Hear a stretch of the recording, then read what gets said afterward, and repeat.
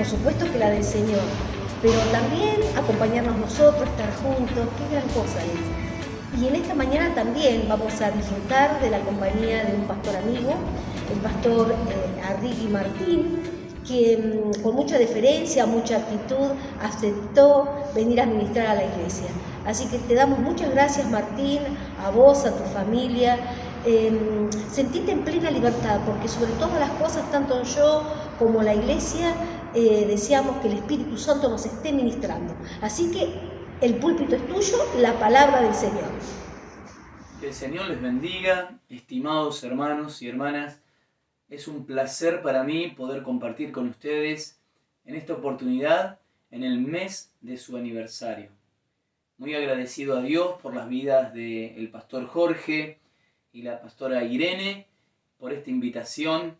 Realmente me siento privilegiado de poder traer este mensaje de la palabra de Dios en este día tan especial para ustedes.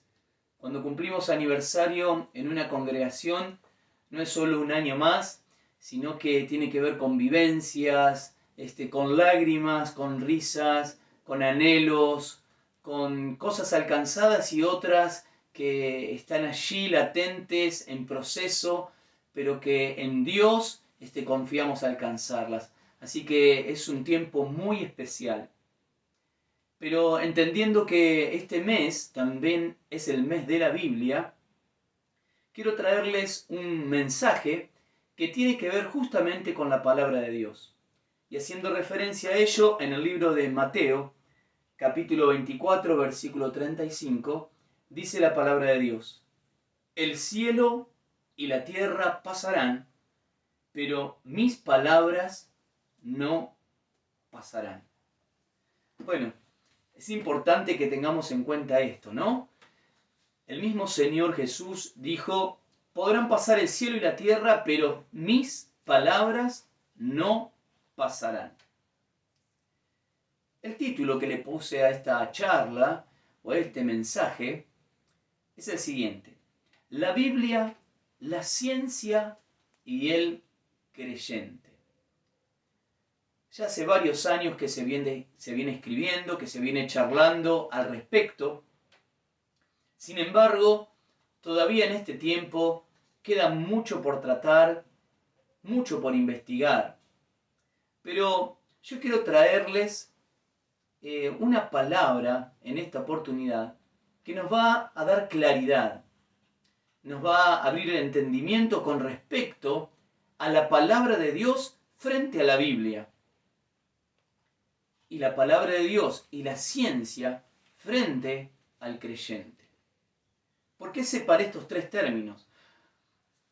No es algo caprichoso, sino que vemos que muchas personas que son cristianas, que siguen al Señor, que aman al Señor, cuando se los confronta con la ciencia, con lo científico, es como que creen que es algo antibíblico y que es algo que atenta contra la palabra de Dios. Bueno, yo voy a intentar a través de estas palabras exponer acerca de que la palabra de Dios y la ciencia, o la verdadera ciencia, no se contraponen. Y por lo tanto el creyente puede hablar libremente de lo que dicen las Escrituras sin contradecir la ciencia. Este es el objetivo de este breve mensaje. Y quiero decirle algunas cosas. Nosotros todos sabemos acerca de la Biblia lo siguiente. Primero, que es un libro no único, sino que está constituido por 66 libros únicos, pero que están entrelazados por un tema principal. Un tema que es aquel cuyo Dios quiso revelar al hombre. Y tiene que ver con la planificación de nuestro Señor para nuestra redención. Ahora, lo curioso no es solamente que sean 66 libros, sino que además fueron escritos por diferentes autores de diferentes épocas, no de diferentes siglos, sino de milenios en algunos casos, de diferentes estratos sociales. Pero nunca se corta el hilo. Desde Génesis hasta Apocalipsis tenemos una línea temática trazada y que realmente allí sucede algo sobrenatural para que acontezca. No solamente eso, sino su inerrancia. Las escrituras no tienen equívocos, no hay errores en ella. Claro, tenemos que hacer una salvedad. Escrituras o las Sagradas Escrituras con las diferentes versiones de las Biblias. Bueno, en este tiempo nosotros podemos tener incluso en nuestros celulares diferentes versiones y vamos a encontrar que para el mismo versículo a veces se parecen y a veces no tanto. Por eso es importante que lo que vamos a comparar hoy es la palabra de Dios, las Sagradas Escrituras, con la ciencia y con la vida del creyente. Porque a veces las traducciones bíblicas no son las más acertadas y por lo tanto dan lugar a confusiones. La palabra de Dios, su realidad histórica. La Biblia no contiene errores históricos. La palabra de Dios también es el libro más leído en todo el mundo y en todos los tiempos. Y además es el libro más traducido a diferentes idiomas y dialectos. A pesar de su antigüedad, sigue siendo un libro plenamente actual. Su poder de transformar las vidas, y no solamente las vidas, sino la historia de las naciones, sigue latente. Es un libro único, ¿verdad? Pero ¿qué sucede cuando hablamos de la Biblia y la ciencia? ¿Qué sucede cuando hablamos de la Biblia, la ciencia y el creyente? Ahí es como que a veces nos frenamos un poco, ¿no? A ver si alguno de ustedes no ha pensado o no ha escuchado lo siguiente. Bueno, la Biblia no es un libro científico, por lo tanto, si existiera algún error de ese tipo, no sería tan importante, entonces no nos hagamos problemas. Bueno, tal vez lo pensó alguna vez, tal vez lo escuchó. Pero yo quiero decirle, y decirte hermano, que es una equivocación. La Biblia, o las Sagradas Escrituras, mejor dicho, no contienen errores. Y por lo tanto tampoco tiene errores históricos, ni siquiera errores científicos. Muchos aceptan que la Biblia es un libro de enseñanzas espirituales y que no se deberían tener en cuenta las cuestiones puntuales científicas porque es probable que se encuentren algunos errores o fechas o datos que no estén de acuerdo a la realidad. Bueno, nosotros como verdaderos creyentes no debemos aceptar eso. Por eso tenemos que ir a la realidad de las Sagradas Escrituras y ver realmente qué dice el original. Porque tal vez el problema no esté en las Escrituras, sino en las traducciones. En primer lugar, al diferenciar las Sagradas Escrituras de las diferentes versiones, nos estaremos sacando de encima algunos problemas. Algunos de ellos son de encontrarnos con algunas paráfrasis que parecen muy bonitas y entendibles y contemporáneas, pero a veces nos alejan de la realidad de lo que dice la palabra. Y no me refiero solo a las versiones nuevas. Nosotros, o la mayoría de nosotros, usamos Reina Valera 1960, y vamos a ver que en uno de los primeros versículos de nuestras Biblias, cuando dice el Señor que creó el cielo y la tierra y todo el desarrollo de la creación y fue contando en días, justamente no es la palabra más apropiada para la traducción al español. No debería ser días, sino que debería ser tiempos.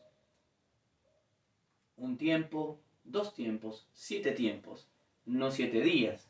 O no sería la palabra más correcta, aunque lo entendemos, ¿no? Fueron 7 momentos diferentes. Las Escrituras son la palabra de Dios. Por lo tanto, las reseñas históricas y científicas que posee son absolutamente verdad. Yo quiero ahora hacer un breve recorrido por algunos pasajes bíblicos que anteceden al conocimiento científico. ¿Qué quiero decir? Que antes de que la ciencia lo descubra, la Biblia, la palabra de Dios, las Sagradas Escrituras, lo había mencionado. Y en algunos casos miles de años antes. Acompáñenme en este recorrido. Uno de ellos, Génesis capítulo 2, versículo 7 dice: Entonces Jehová Dios formó al hombre, ¿de dónde? Lo conocemos todo, ¿verdad? Del polvo de la tierra, y sopló en su nariz aliento de vida, y fue el hombre un ser viviente. Muchísimo tiempo después, la ciencia admite o redescubre, aunque dijeron que era un descubrimiento, que los elementos que constituyen al ser humano provienen ¿de dónde? De la tierra, del suelo. La palabra de Dios ya lo decía en uno de sus primeros libros. Otro lo podemos encontrar también en el libro de Génesis. Génesis capítulo 6, versículo 15, dice: Y de esta manera la harás, de 300 codos la longitud del arca, y de 50 codos la anchura, y de 30 codos su altura. ¿De qué estoy hablando? De las dimensiones que Dios le dio a Noé para construir el arca, una embarcación. Todos conocemos que el libro de Génesis es muy antiguo, ¿verdad? Sin embargo, recién en los últimos siglos, e incluso se sigue utilizando en las embarcaciones modernas, se utiliza la misma proporción para una embarcación.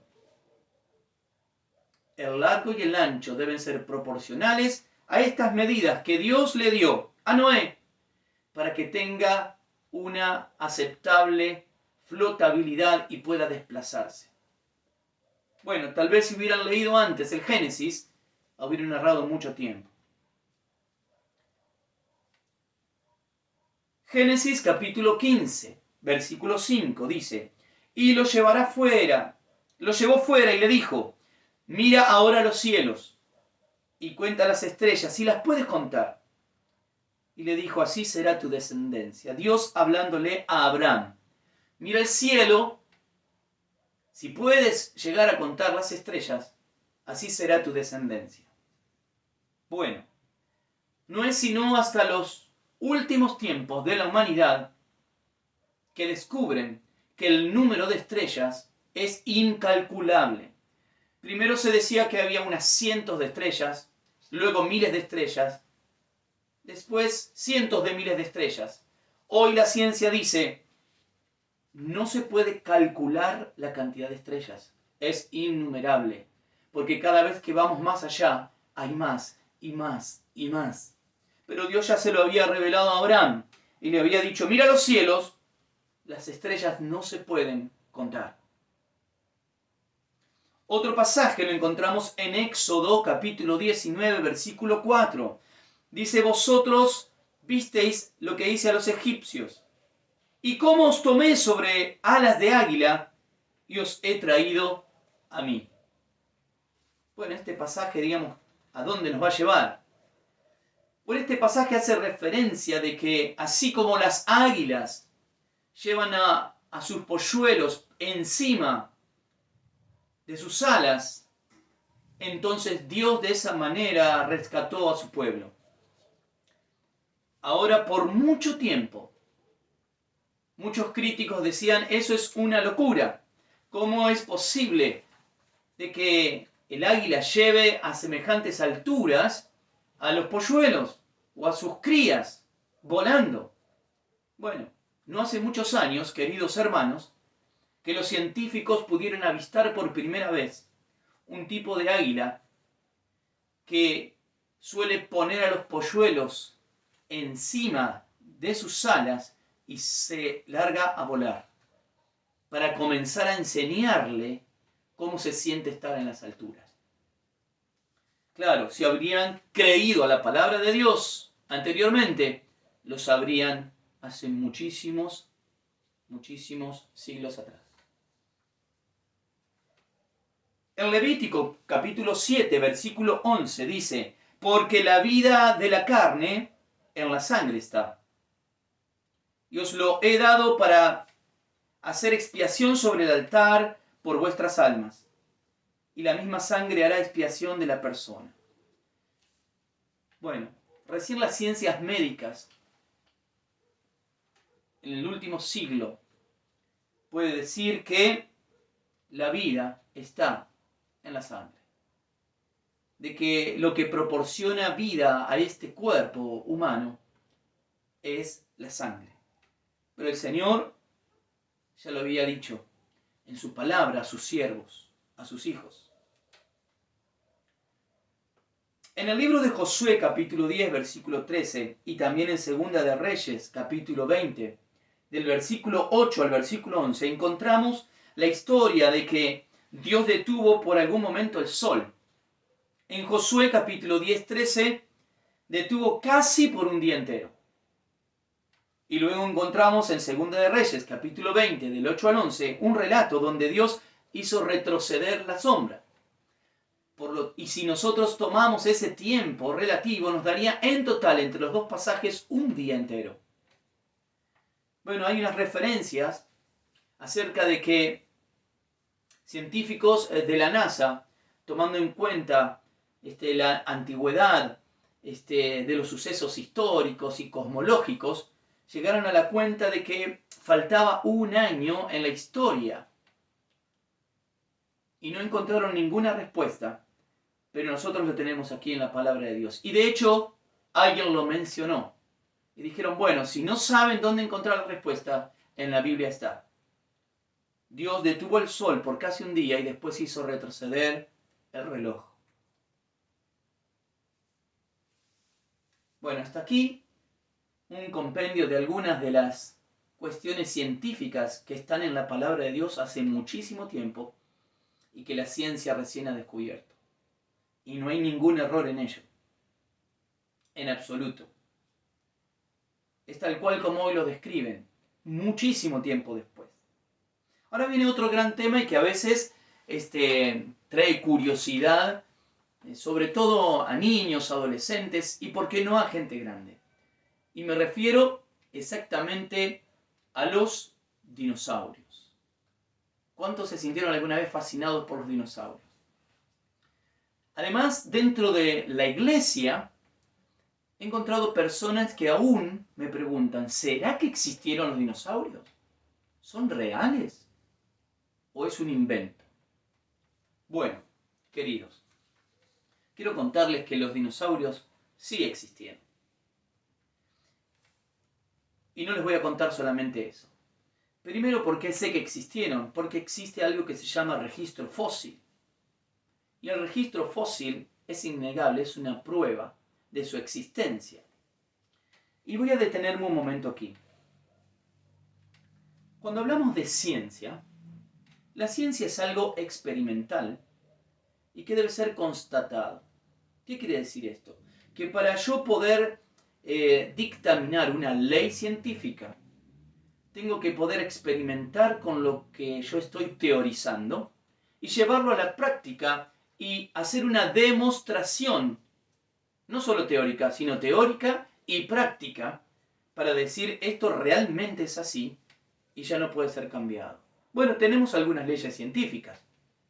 Por ejemplo, la ley de la gravedad. Estimados hermanos, yo tengo aquí una hoja de papel en mi mano. Y la ley de la gravedad dice que el poder de atracción del planeta Tierra ejerce una fuerza sobre todos los cuerpos atrayéndolos hacia el suelo, hacia abajo. Si yo arrojo esta hoja, cae. En realidad está siendo atraída por la masa del planeta Tierra. Y esto es una ley científica, es comprobable. Puedo experimentar con la ley de la gravedad. Así como otras, la ley de la inercia, que si un cuerpo está en movimiento, por ejemplo, ¿cuántos han ido alguna vez en un colectivo a gran velocidad y de repente frena el colectivo? ¿Qué pasa con nosotros? Nos sentimos que seguimos hacia adelante y a veces hasta nos pudimos haber caído. Pero eso es comprobado, ¿verdad? de que la ley de la inercia, todo cuerpo que está en movimiento, tiende a seguir en movimiento. Lo podemos comprobar.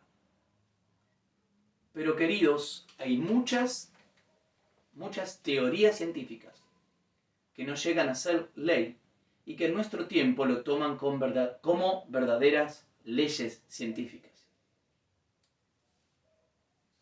¿Y por qué siguen llamándose teorías?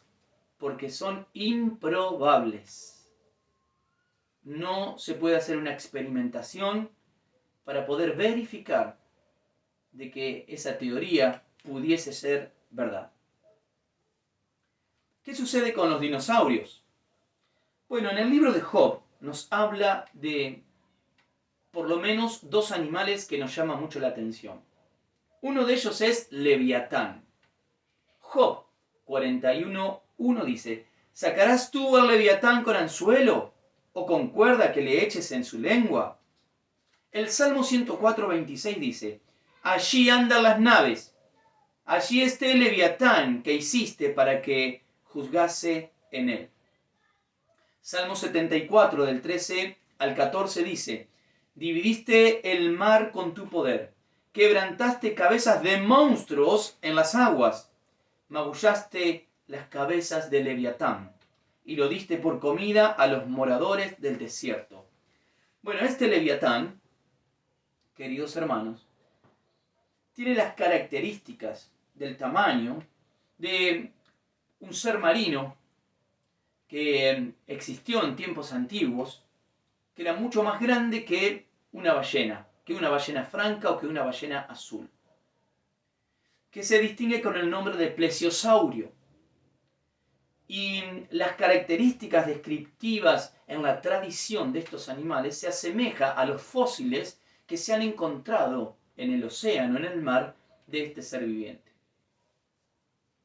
Entonces, es decir que en los tiempos bíblicos había conocimiento de estos grandes seres.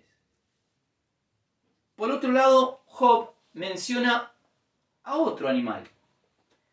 Dice Job capítulo 40, versículo 15 en adelante: he aquí ahora Behemoth, el cual hice como a ti, hierba come como buey. He aquí ahora que su fuerza está en sus lomos, y su vigor en los músculos de su vientre. Su cola mueve como un cedro, y los nervios de sus muslos están entretejidos.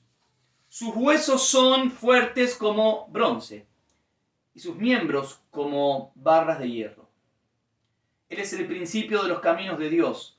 El que lo hizo puede hacer que su espada a él se acerque.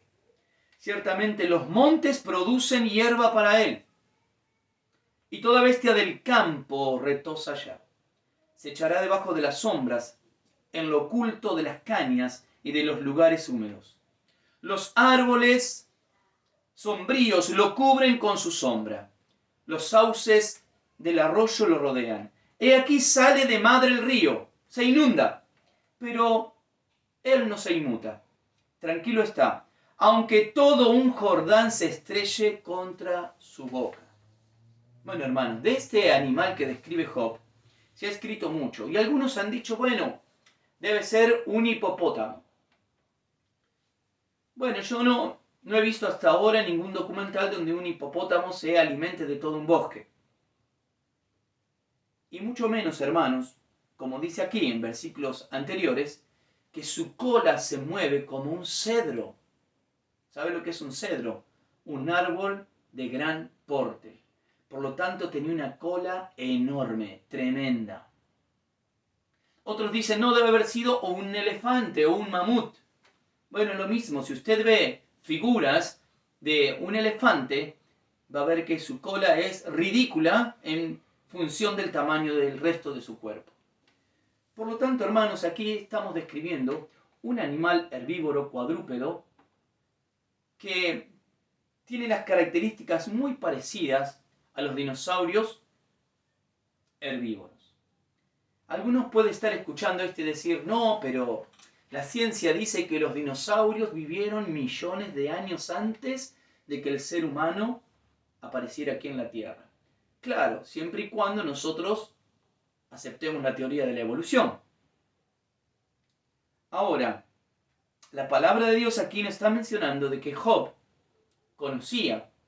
sabía de la descripción de por lo menos 2 animales de un tamaño gigantesco y que eran tomados como monstruos y que ni siquiera la inundación de un gran río como el Éufrates hacía que se inmutara y que se alimentaba de la hierba de los bosques y que su cola era como un roble. Bueno, aquí en el sur de Argentina tenemos varios fósiles de dinosaurios y uno de ellos es el Argentinosaurus y que tiene estas características, por ejemplo, como en gran parte del mundo. Es importante, hermanos, que nosotros tengamos en cuenta esto. Lo que es ciencia es lo que podemos corroborar y comprobar. Entonces, esto solamente sería especulación si no hubiera ciertas pruebas.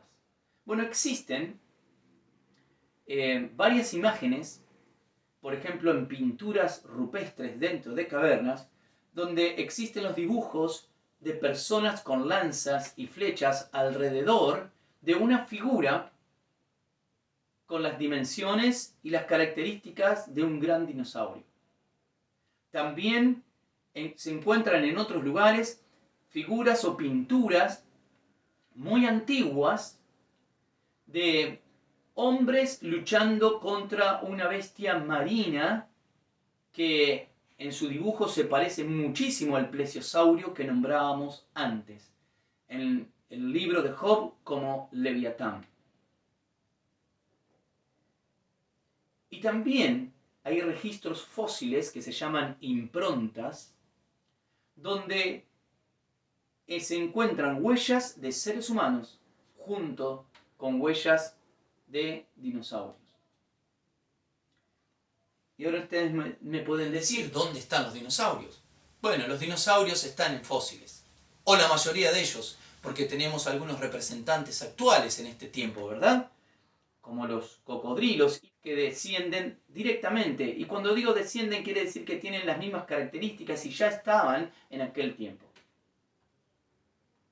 Es importante, hermanos, que podamos detenernos en este instante, en el tiempo, y decir, ¿qué pasó con estos dinosaurios?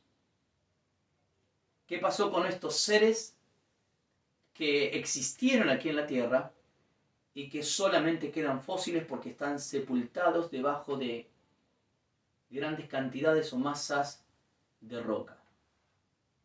Bueno, la ciencia tiene un método para estudiar la antigüedad de las rocas o de la corteza terrestre y sus diferentes capas, y presupone que estas sedimentaciones se fueron dando lentamente y paulatinamente a través de millones de años. Es decir, una capa existente, contemporánea, con el tiempo es superpuesta por otra y luego otra, y entonces determinan, según la capa, tantos miles o millones de años.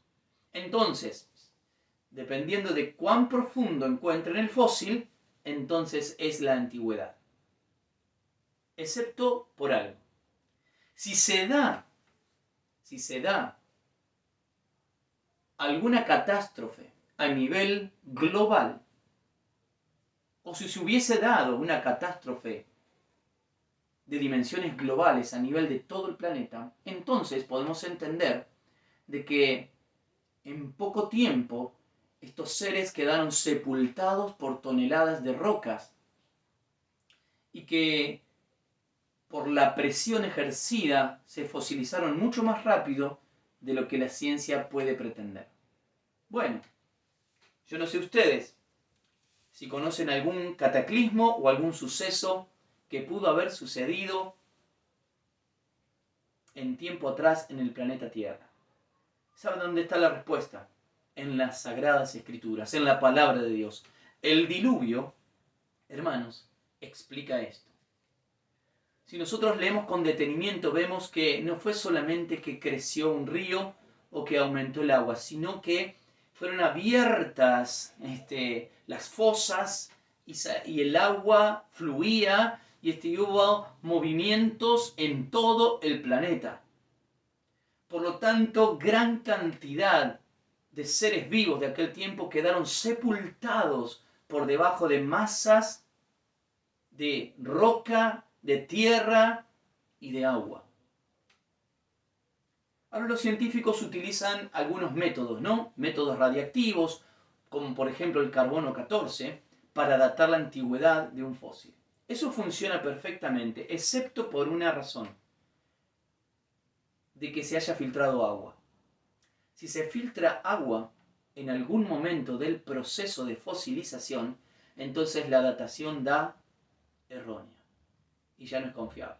Entonces, teniendo en cuenta que hubo un diluvio universal, de que el planeta Tierra estuvo debajo de las aguas o las masas de tierras continentales, entonces no sería factible ese método de datación.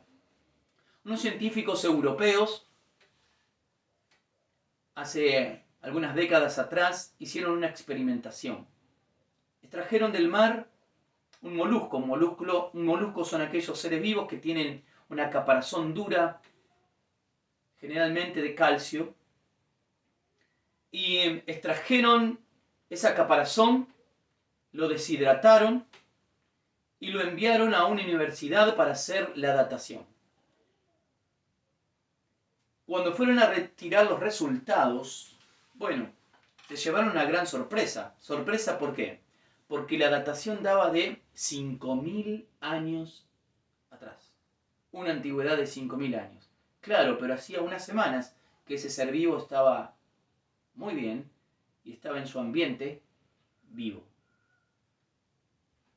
Entonces, hay minúsculas cosas que pueden llegar a dar fallas en los sistemas de datación.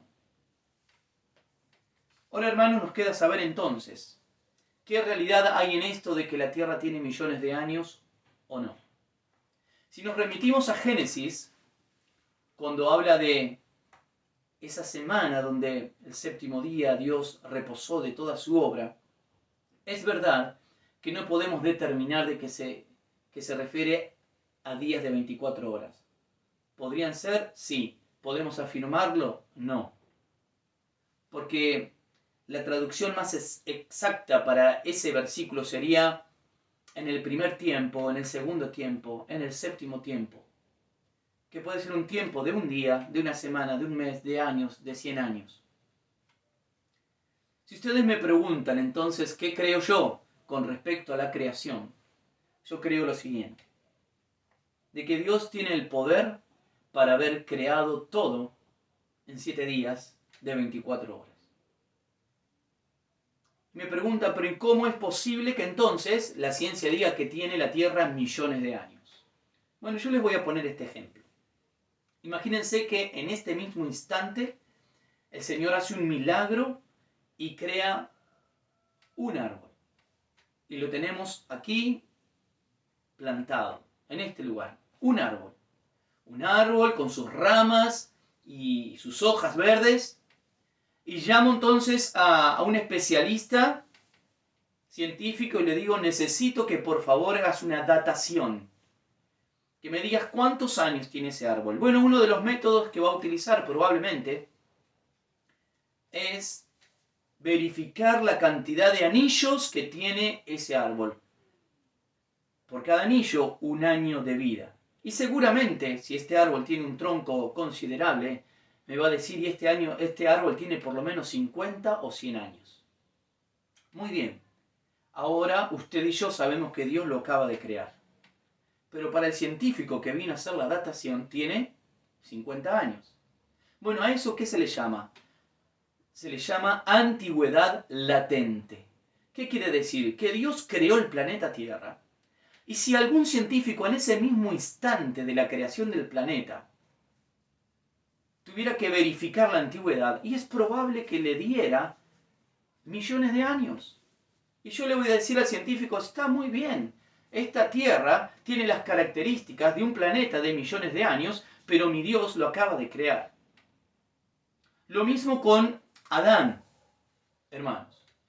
Dios no creó a un bebé indefenso y lo dejó allí en el huerto, sino que Dios creó al hombre.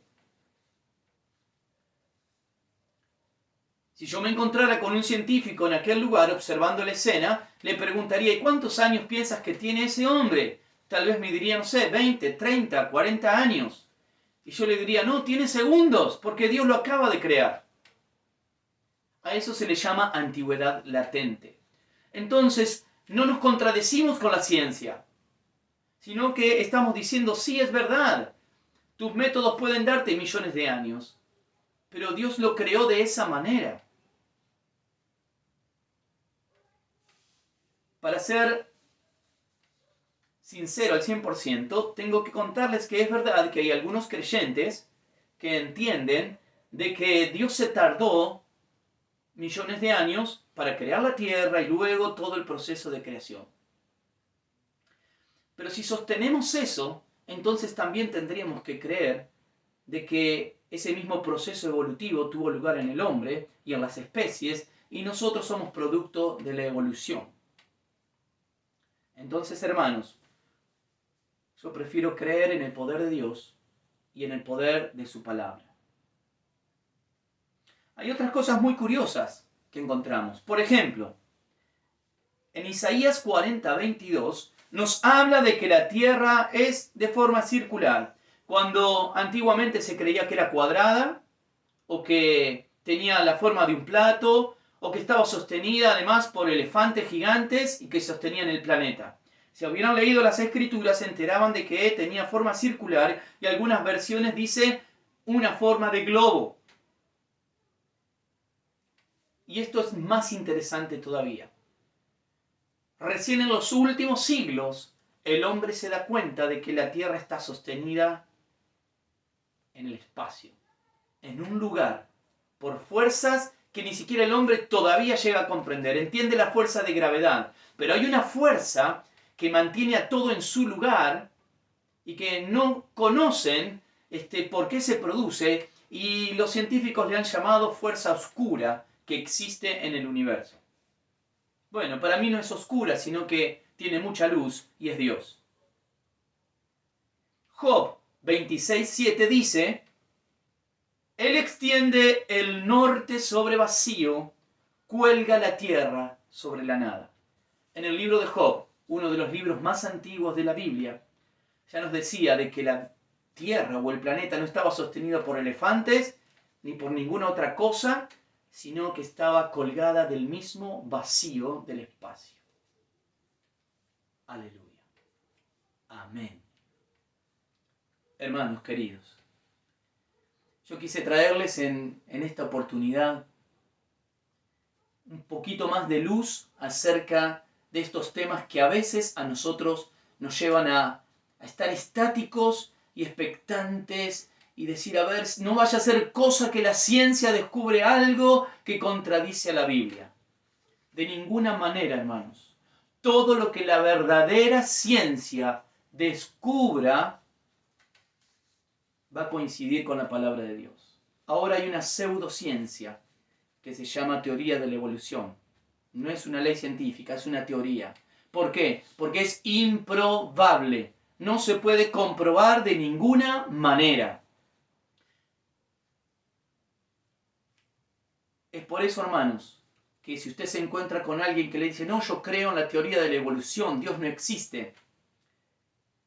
Fíjese que va a usar en su relato, yo creo en la teoría de la evolución. Porque usted puede llevarlo más allá y va a llegar un momento y le va a decir, bueno, todo se originó, ¿de dónde? Del Big Bang, de una gran explosión. Bueno, pregúntele, está bien, imaginemos que coincido. ¿Y quién provocó esa gran explosión o el Big Bang? Como me respondió un profesor evolucionista y ateo. Me dijo, bueno, ahí cada uno cree lo que quiera. Y él dijo, yo creo en la teoría de la evolución. Y entonces usted le va a responder, así como vos tenés fe en la teoría de la evolución, yo tengo fe en el único Dios verdadero. Yo le creo a la palabra de Dios. Queridos hermanos, un placer haber compartido con ustedes este tiempo. Que Dios les bendiga ricamente. Y una vez más agradezco esta oportunidad de poder transmitir lo que el Señor puso en mi corazón. Los bendigo a sus pastores y espero que este año sea de gran bendición para su iglesia. Queremos darle muchas gracias al pastor Martín Arrigui por haber compartido esta mañana con nosotros, por haber sido instrumento de bendición para nuestras vidas y nuestra congregación. Como él mismo nos contaba, septiembre, además de ser el mes aniversario de nuestra congregación, también es el mes de la Biblia. Por lo tanto, creemos que Dios es tan bueno con nosotros que viene hoy a instruirnos respecto de ella, de por qué creemos que la Biblia es la palabra de Dios. Y el pastor Martín ha sido el instrumento que el Señor ha querido utilizar para bendecirnos en este área. Le damos muchas gracias, pastor Martín. Queremos como congregación levantar una oración para poder bendecir su vida en este día. Señor Jesús, en esta mañana te damos gracias, Señor, por esta revelación que traes a nuestra vida, Señor, por esta iluminación sobre tu palabra, sobre la Biblia, Señor, sobre esta instrucción, Señor, que nos regalás a través de la vida del pastor Martín. Queremos, Padre amado, bendecirle, queremos, Señor, abrazarle, Padre amado, y hacerle sentir nuestro afecto como congregación a su persona, a su familia. Padre amado, te rogamos que lo bendigas, que lo levantes y que renueves sus fuerzas, Padre, y que en este tiempo le sorprendas, Padre amado, como lo venís haciendo con nosotros cada domingo, Señor. Te bendecimos, te honramos, te damos muchas gracias por permitirnos un domingo más poder compartir juntos como congregación, como hijos tuyos y como un cuerpo, Señor, todos unánimes juntos. Te damos muchas gracias, Padre amado, y encomendamos, Señor, nuestra semana en tus manos. Te bendecimos en el nombre de Jesús. Amén. Bueno, hermanos, hasta aquí la reunión de hoy. Espero que hayan podido disfrutar de nuestra congregación online y de que también puedan compartir este mensaje a otras personas que están esperando y también están necesitando escuchar el Evangelio de Jesucristo. Te animo a que seas un canal de bendición para otras personas y le puedas compartir esta reunión. Te mando un abrazo enorme, te dejo un beso, hasta la próxima.